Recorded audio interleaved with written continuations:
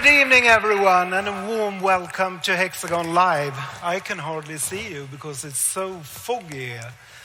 Anyway, hasn't it been a very long time since we did this? You know, we've missed you. It's much more fun to meet in person. And as I woke up at 3 o'clock this morning, bleary-eyed, I thought to myself, even the jet lag feels great. So we're back in business. We're meeting in person again, and it's a really good sensation. And if you think about it, the last 3 years have been tough. I mean, life has thrown us some curveballs, haven't it? And it's not been easy to isolate and do the things we had to do. And we've really had some roadblocks. And that made me think about a quote that a man gave some 1,800 years ago. And his name was Marcus Aurelius, and he was a Roman emperor. And he said the following: "What stands in the way becomes the way." And let it sink in and think about this sentence for a while as we watch a short video.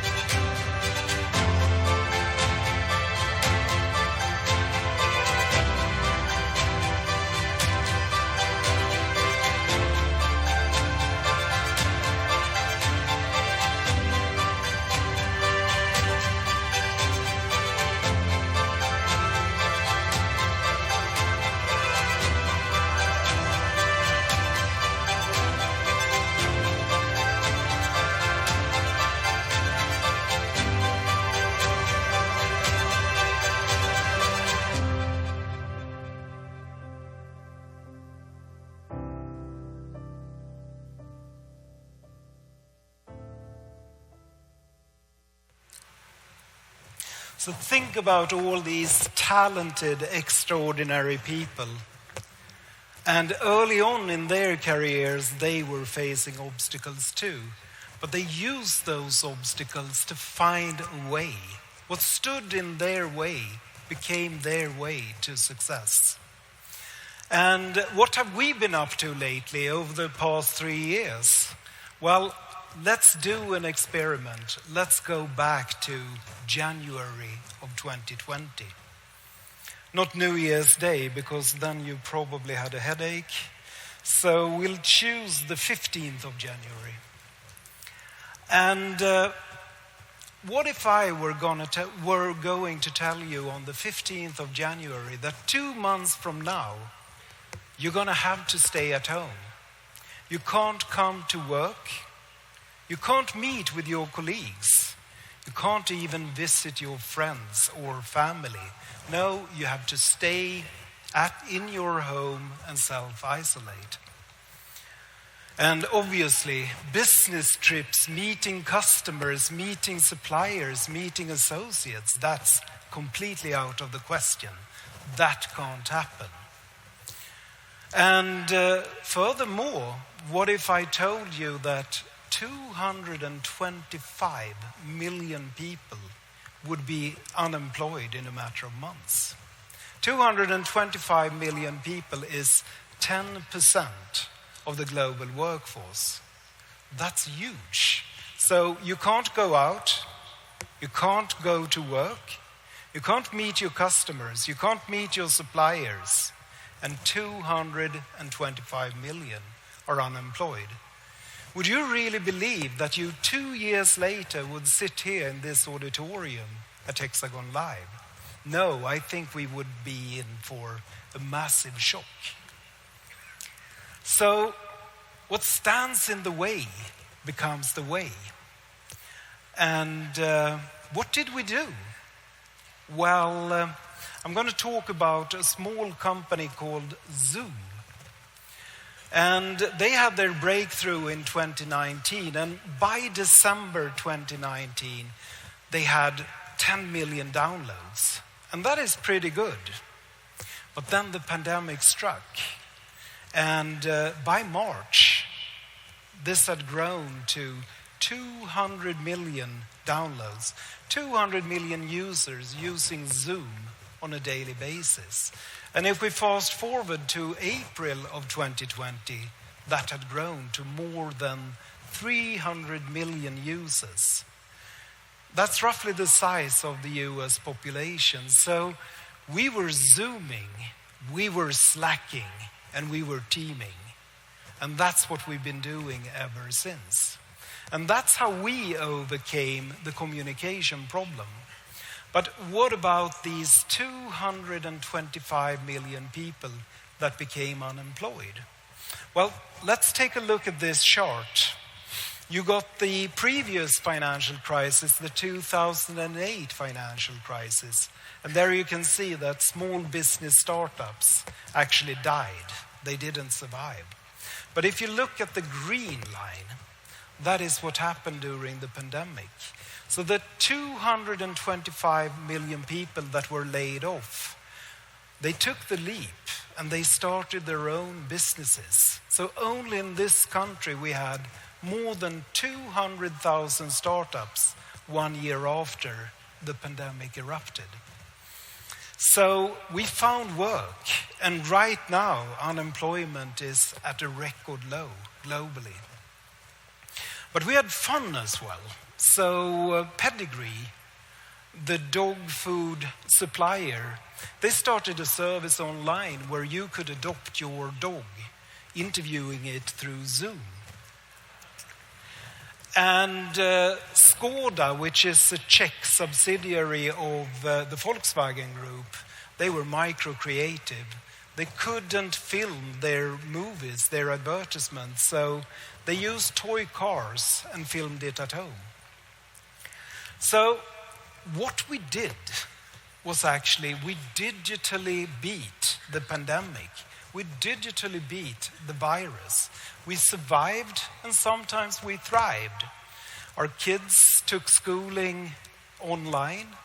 We had conference calls online. We had sales meetings. We had departmental meetings. We continued to work. And in our spare time, we had cooking classes, we had PT classes, we had Peloton, we had concerts online, and we even had parties online, even though they weren't very funny. So you're sitting here tonight thinking that, yeah, we made it. This is our wartime story. This is my generation's wartime story. We survived the pandemic. And I have to break it to you, no, you're not going to be remembered for the pandemic because we've got much larger problems cooking for us as a generation. And what am I referring to? Well, let's take a look at this little video. It's Planet Earth. Planet Earth has existed for roughly 4.5 billion years. And during this period of time, it's seen meteor rains, it's seen volcanic eruptions, We've had ice ages and we've seen tropical climes. But during our fleetingly short period of time on this planet, we are the only species ever, including the dinosaurs, that has managed to put this planet off course. And what I mean by that is this.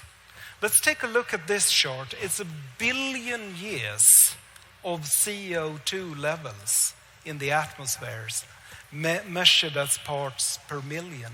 And if you follow this line, you can see that the troughs, they end roughly at 180, and the peaks, they spike up to 300. So the average is something around 220, 240 parts per million in the atmosphere. And this has been like this for 1 billion years. But now I would like you to pay attention to this hockey stick at the right-hand end. And let's zoom into this hockey stick. That is the Industrial Revolution. It starts in 1750 and it ends today. So it's 270 years worth of CO2 data. And if you look at the green area, that is 240 years from 1750 up till 1990. And during those 240 years, mankind emitted 784 gigatons of CO2. Now let's look at the blue area. The blue area is the past 30 years. 1990 till 2021, we've emitted a whopping 831 gigatons of CO2 over the past 30 years. So I have to ask the rhetoric question here tonight. Who in this auditorium is 30 years of age or older? Please raise your hands and don't lie. It's us. We did this. It happened on our watch. We can't blame it on our ancestors. We can't blame it on our grandparents. And we can't even blame it on our parents. We did this over the past 30 years. And we don't want to be remembered like this. We don't want to go down in the books of history as the CO2 generation, the generation that polluted this planet and destroyed it. But there is hope. So when we met here in 2019, I held a speech where I asked the question, can data save the world? And we had a quite compelling answer. The answer was yes. And then we all went home and we started our ordinary lives. And 9 months later, the pandemic hit society, and everything we knew came to a screeching halt. That's how a halt sounds. But you know, as we were self-isolating back home, what happened? Well, we watched an awful lot of TV, and Netflix was really doing well. But we saw these city centers, these deserted city centers like Tower Bridge in London or LA. And we saw these motorways that weren't packed with cars.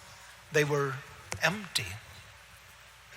And as the CO2 data came in certain city centers, CO2 emissions dropped during the pandemic by up to 80%.